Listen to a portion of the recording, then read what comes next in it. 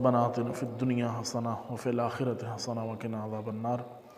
پروردگار عالم تمام مومنین کی عبادات کو اپنی بارگاہ میں قبول و منظور فرمائے۔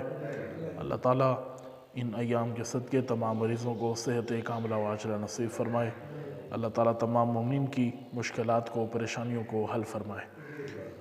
ماہ شعبان کا ایک حصہ گزر چکا ہے اور آخری حصہ ہمارے شامل حال ہے۔ ماہ شعبان عظمتوں سے بھرا ہوا مہینہ ہے، رحمتوں اور برکتوں سے بھرا ہوا مہینہ ہے، اور ماہ شعبان تیاری کا مہینہ ہے اور استقبال کا مہینہ ہے ماہ رمضان کے لیے۔ اس مہینے میں انسان اپنے آپ کو عبادت کے لیے تیار کرے، اس مہینے میں انسان اپنے آپ کو متقی بنائے اور اس قابل بنائے کہ ماہ رمضان المبارک کا استقبال کر سکے۔ ماہ مبارک رمضان قریب آ چکا ہے۔ قرآن مجید روزوں کے بارے میں، ماہ رمضان کے بارے میں فرماتا ہے، شہر رمضان الذی انزل فیہ القرآن ھدی للناس وبینات من الھدی والفرقان، کہ یہ ماہ رمضان تمہارے لیے ہدایت ہے۔ اللہ نے اس رمضان میں قرآن مجید کو نازل کیا ہے۔ رمضان المبارک کی سب سے بڑی عظمت یہ ہے کہ اس میں اللہ نے قرآن مجید کو نازل کیا ہے۔ سب سے عظمت قرآن مجید کی یہی ہے کہ اللہ تعالیٰ نے اس کو ماہ رمضان المبارک میں نازل کیا ہے۔ ماہ رمضان اور روزوں کا ایک اہم مقصد جو بیان کیا گیا ہے، خود قرآن نے بیان کیا ہے، یا ایھا الذین آمنوا کتب علیکم الصیام کما کتب علی الذین من قبلکم لعلکم تتقون۔ یہ جو آخر میں بیان کیا لعلکم تتقون، اللہ کہہ رہا ہے کہ اے مسلمانوں، اے مومنوں، تم پر روزے اس لیے فرض کیے گئے ہیں کہ شاید تم متقی بن جاؤ، شاید تم تقوی اختیار کر لو۔ روزوں سے انسان کو اجر ملتا ہے، روزوں سے انسان کو اللہ کی قربت تو ملتی ہے، ساتھ ہی اللہ جو دیکھنا چاہتا ہے، جو مقصد ہے روزے کا، وہ کیا ہے کہ انسان مومن کو اللہ تعالیٰ متقی دیکھنا چاہتا ہے کہ اے بندہ مومن تو متقی بن جا۔ تقوی یعنی اللہ کی رضا اور ناراضگی کو مد نظر رکھنا کہ اللہ کن کاموں سے ناراض ہوتا ہے اور کن کاموں سے راضی ہوتا ہے، اور ہر وہ کام کرنا جن سے اللہ راضی ہوتا ہے اور ہر اور کام سے دور رہنا جس سے اللہ ناراض ہوتا ہے۔ اگر یہ صفت انسان نے اپنا لی تو یہی انسان متقی انسان کہلائے گا۔ ماہ شعبان کے آخر میں رسول اکرم نے ایک خطبہ ارشاد فرمایا، جو پہلے میں نے 2 سال سے مسلسل آپ کی خدمت میں وہ خطبہ پیش کر رہا ہوں، وہ خطبہ شعبانیہ ہے۔ ماہ شعبان کے آخر میں رسول اکرم نے اصحاب کو اکٹھا کیا اور اکٹھا کر کے خطبہ ارشاد فرمایا، جو خطبہ شعبانیہ کے نام سے مشہور ہے۔ خطبہ شعبانیہ ایک بہترین خطبہ ہے رسول اکرم کے کلام میں سے، اور یہ خطبہ امام رضا علیہ السلام نے روایت کیا ہے۔ اللہم صلی علی محمد وعلی محمد۔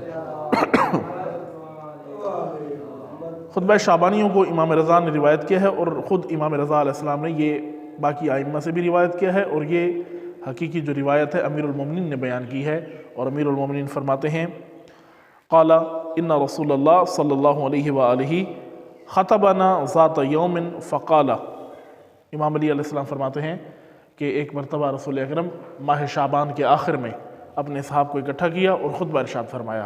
کیا خطبہ ارشاد فرمایا؟ توجہ فرمائیں۔ بسم اللہ الرحمن الرحیم۔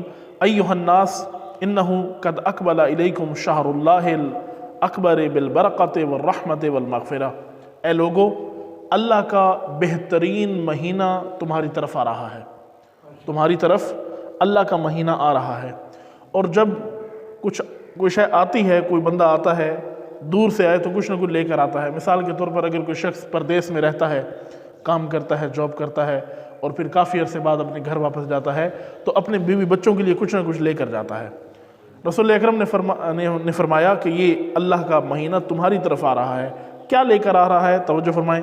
بالبرکۃ والرحمۃ والمغفرہ، رمضان آ رہا ہے برکتیں لے کر، رمضان آ رہا ہے رحمت لے کر، رمضان آ رہا ہے اللہ کی جانب سے مغفرت لے کر، رمضان اپنے ساتھ برکتیں لا رہا ہے، اس کی تیاری کرو۔ فرمایا شہر ہوا عند اللہ افضل الشہور، یہ اللہ کا مہینہ تمام مہینوں سے افضل مہینہ ہے۔ وَأَيَّامُهُ أَفْضَلُ الْأَيَّامِ، اس کے دن تمام دنوں سے افضل ہیں۔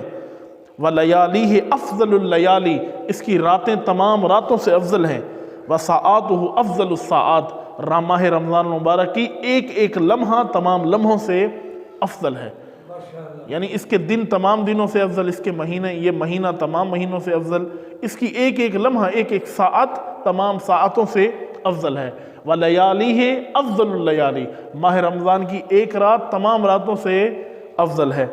فرمایا هو شہر دعیتم فیہ الی ضیافت اللہ، یہ اللہ کی میزبانی کا مہینہ ہے۔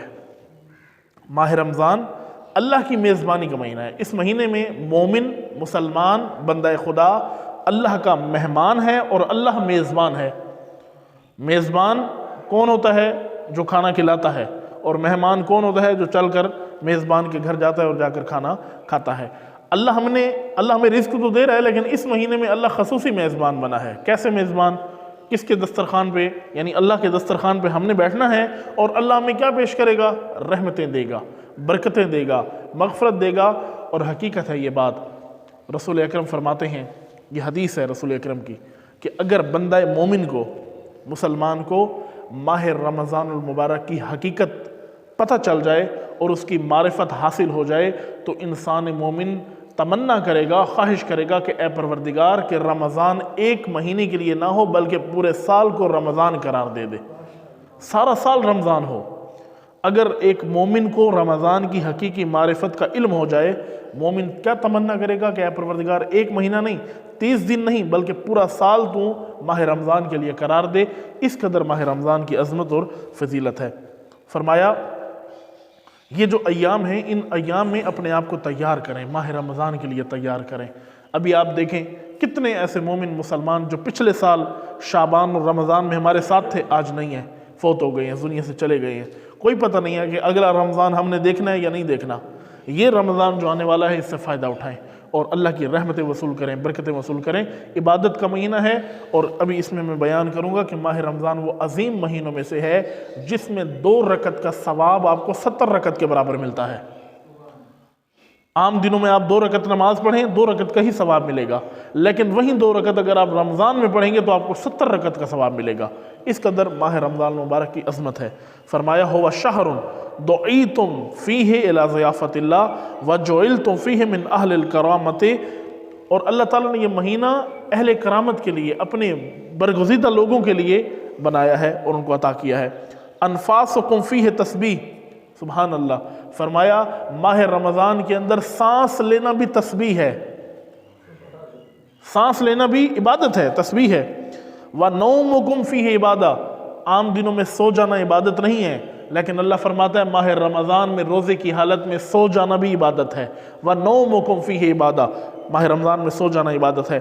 وَعَمَلُكُمْ فِيهِ مقبول، ماہ رمضان میں کیا ہوا عمل قابل قبول ہے، اللہ اس عمل کو قبول کرتا ہے، رد نہیں کرتا اس عمل کو۔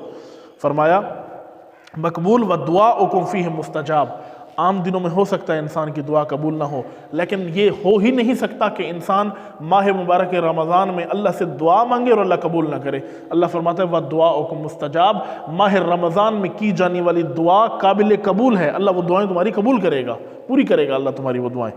فرمایا فَاسْأَلُوا اللَّهَ رَبَّكُمْ بِالنِّيَّاتٍ صَادِقَةٍ، بس اپنے رب کو پکارو، اللہ کو پکارو، کس سے؟ اپنی سچی نیتوں کے ساتھ، سچے ارادوں کے ساتھ اللہ کو پکارو۔ وَقُلُوبٍ طَاہِرَةٍ، اور پاکیزہ دلوں کے ساتھ اللہ کو پکارو۔ أَن يُوَفِّقَكُمْ لِصِيَامِهِ وَتِلَاوَةِ كِتَابِهِ، کہ اللہ تمہیں اس کی توفیق عطا فرمائے۔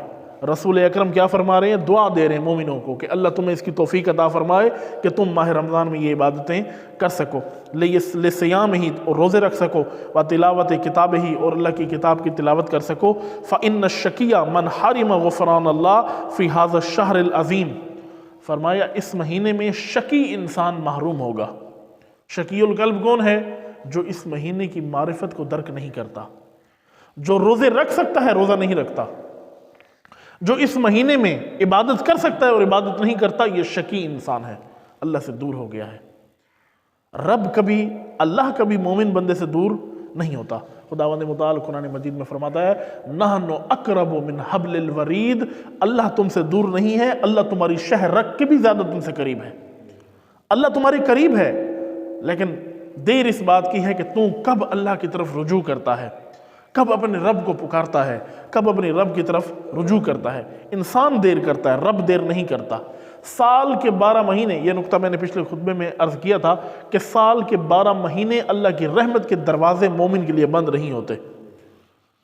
12 مہینے اللہ موقع دیتا ہے کہ جب توبہ کرنا چاہے اللہ تیری توبہ قبول کرے گا، جب معافی مانگنا چاہے اللہ تیری معافی کو قبول کرے گا، اور سارے کے سارے گناہوں کو اللہ بخش دے گا۔ اتنا عظیم تو ہے رب، اتنا رحیم تو ہے رب۔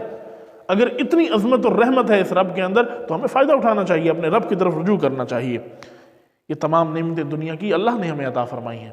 جو نعمتیں دیتا ہے اس کی طرف رجوع نہیں کرتے۔ کتنے بڑے بے وفا ہیں ہم لوگ، کتنے بڑے بے وفا ہیں کہ جو نعمتیں دے کر ہم سے ہر وقت وفا کرتا ہے، ہر مشکل اور پریشانی سے نکال لیتا ہے، ہمیں اس کو پکارنے کا بھی وقت نہیں ہے، اس کے سامنے سجدہ کرنے کا بھی وقت نہیں ہے۔ فرمایا وَاذْكُرُوا بِجُوعِكُمْ وَعَطَشِكُمْ فِيهِ جُوعِ يَوْمَ الْقِيَامَةِ وَعَطَشَهُ وَتَصَدَّقُوا عَلَىٰ فُقَرَائِكُمْ۔ فرمایا اس مہینے میں فقراء کو صدقہ دو، صدقہ دو۔ وَمَسَاكِينِكُمْ وَقِرُّوا كِبَارَكُمْ، اپنے بڑوں کا احترام کرو۔ وَارْحَمُوا صِغَارَكُمْ، چھوٹوں پر رحم کرو۔ وَصِلُّوا أَرْحَامَكُمْ، اس مہینے میں ایک بہترین عمل یہ ہے کہ جن کے ساتھ تم نے رشتہ داریاں توڑ دی ہیں ان سے دوبارہ رشتے بناؤ۔ جو تمہارے رشتہ دار ہیں، خون رشتے ہیں، آپس کے چھوٹے موٹے مسائل پر آپس میں دوریاں پیدا کر لی ہیں، یہ کام مومن کا نہیں ہو سکتا۔ صلہ رحمی کرو، جن سے رشتے ٹوٹ چکے ہیں ان سے رشتے دوبارہ بحال کرو۔ تمہارے بھائی ہیں، تمہارے مومن ہیں، مسلمان ہیں، تمہارے ساتھ رشتہ دار نہیں رکھتے ہیں، اولو الارحام ہیں، خونی رشتے ہیں، پھر بھی ایک دوسرے کا چہرہ بھی دیکھنا پسند نہیں کرتے، یہ مومن کا وتیرہ نہیں ہو سکتا، مومن کی صفت نہیں ہو سکتی۔ ائمہ اہل بیت فرماتے ہیں اگر آپس میں دشمنیاں پیدا ہو گئی ہیں ان دشمنیوں کو ختم کرو، خود پہل کرو۔ اگر دو خاندانوں کی مثلا آپس میں جھگڑا ہوا ہے تو اب ایک خاندان کیا کرے؟ پہل کرے، بہادری کا ثبوت دے، غیرت کا ثبوت دے، کیا کرے؟ لڑائی نہ کرے بلکہ خود چل کر جائے اور جا کر معافی مانگ لے، اپنے ان ٹوٹے ہوئے رشتوں کو دوبارہ بحال کرو۔ یہ ائمہ کی سیرت میں رہا ہے۔ پروردگار عالم ہمیں ان تمام چیزوں پر عمل کرنے کی توفیق عطا فرمائے۔